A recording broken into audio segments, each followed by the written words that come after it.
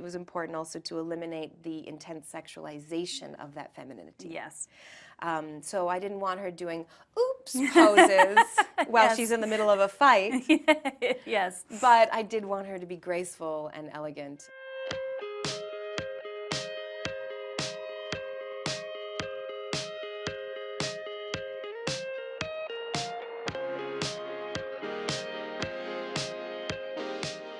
Technically the first Marvel Studios film where a woman is a co-lead in the title. Yeah. And that means a lot. That means a lot not only to what Marvel Studios has been doing, but what we do moving forward with highlighting a woman as a hero. It's about damn time.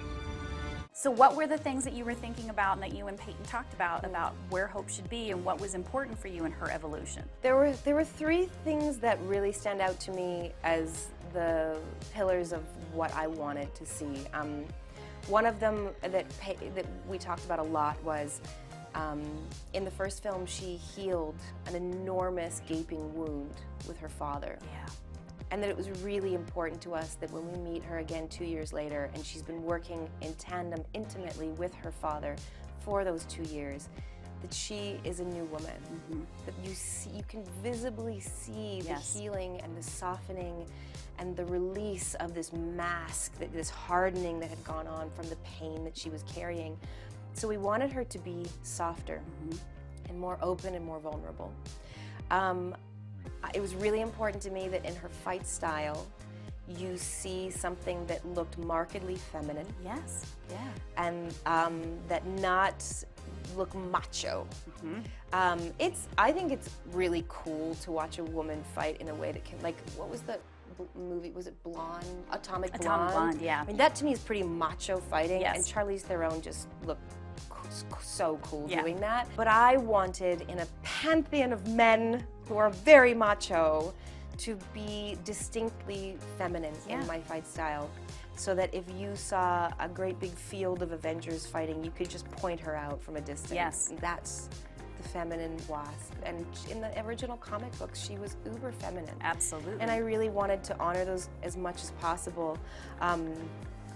But of course, you know, it was important also to eliminate the intense sexualization of that femininity. Yes.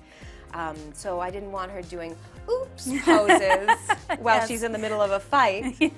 Yes. But I did want her to be graceful and elegant. And then lastly, it was really important to me that she not be dour. Yes.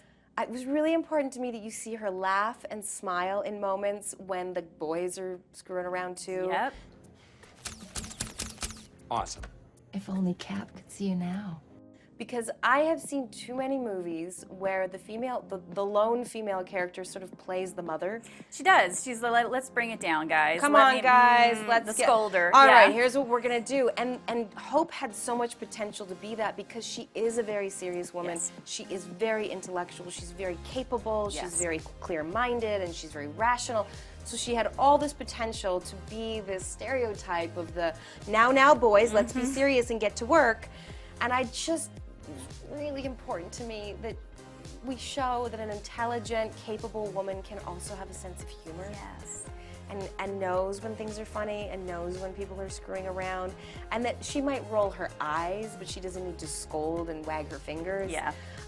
So that was another big one that I talked to Peyton about, and really. And they all came through beautifully. Well, thank Really, you. it was just a joy to watch her evolution, and again, your beautiful smile and getting to see that, Finally. which is so wonderful. And I wanted to ask, what was it like when they gave you the tag? Healing particle secured for our new ghost friend. Great. Preparing for re-entry in 5, 4, 3. Hello? It's out now. We can, Right, and that's yes. such a, it was. I remember seeing it and the gasp Yes. of everybody, and for you, just knowing that you are part of this huge world now, and to get a moment like that because you guys were set apart, but then to be able to be tied into it. What was it like It was when you got the really pages? fun. It was really fun. I really dig the Avengers. The Avengers movies were why I wanted well, through one of the reasons why I wanted to do this franchise. Because I thought one day I'll get to go in one of those movies and you know, do that thing. And so it's really fun to be tied into the broader world. And of course, there's no secret about the fact that I've been in Atlanta and we've been doing some filming. And the whole team is just, everybody associated with Marvel are, so far in my experience, they're good people.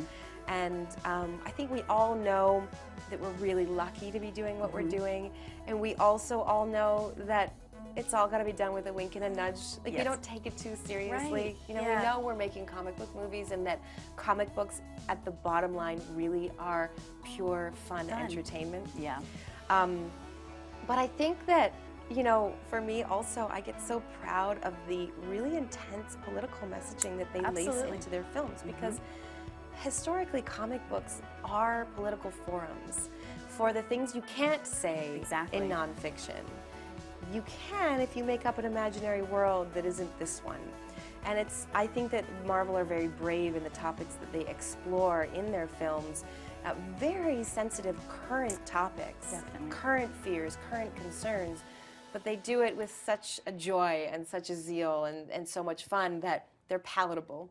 I think it's really great that you get that moment where you walk away with all of the fun, but then there's that lovely aftertaste of you thinking afterwards that you go, you know, when you're watching Cap and Iron Man fight each other over two things where you go, I can see both of their points of view, and that you can see, you know, why your characters are doing something for the bigger purpose or for the smaller purpose that's just as important. The personal responsibility and morality and empathy and compassion, those are the things that linger, which is, it feels like it's not throwaway, which is really wonderful. Well, it's maybe overstating the case, but I've learned about myself through the Avengers Infinity War films, because every time one of the Avengers chose individual love over the greater good, everything in me was like, you idiot. You idiot. And I was so mad, you weak, weak mortal being. And I was like, oh, wow, you really are a socialist Canadian. It's like all the greater good. And I was raised, greater good always takes precedent over individual needs or individual love even. And I still carry Thanos with me, where I constantly find myself going, I get it, man. I get it. You know, I look around at every city. I've been all over the world this summer promoting these movies and these books. And every city I've landed in, there's no blue sky anymore. There's no blue sky. And I get scared and I get worried and I feel like I don't know what the answers are. And you could see how you could take that train of thought to such an extreme. And I love the way Marvel makes, a lot of the times, their villains empathetic characters, people who you actually can see a seed of yourself in. And I think that's so, so, so important. I have a little boy at home whose catchphrase since he was 3 years old, because he knows it irritates the hell out of his mom, has been, I love violence. Oh no, I can see where that would just be like the knife through you. And I'm like, how can I even argue with him when I played an orc slayer and now I am a villain beating superhero? I have no leg to stand on. So instead of focusing on the violence, I focus on the words bad guy and good guy. And I always remind him, you know that in real life, there's no such thing as a bad guy, right? Because yes, there is, Mom. There is. It's just like them. And I said, no, there isn't. There are only good guys who have made so many bad choices, they've forgotten how to make a good one. And a true hero's job is to remind them about good choices and how to make good choices, because they're good inside. They've just forgotten. It's a beautiful way to think about it, because we think we lose that when we want to just call somebody something and not really think about the path about why they've come to the place they are. And that's so wonderful that, you know, you can have that thought, keep that in your head, and then you do keep that compassion, you keep that perspective. And I like that, you know, I could actually take tangible examples from Marvel films for him. Like, look at the Ghost. Yes, exactly. What a story. And if you didn't know her story, you would just think she was a horrible villain. But once you know her story, you realize she's a wounded child. And we're all wounded children. You know? And it's so great to see her all of you, the family, wrap around and find a way to free her from her pain. And that's such a great story too, which is wonderful. That's true heroism. That is right? true Yeah. heroism. It is.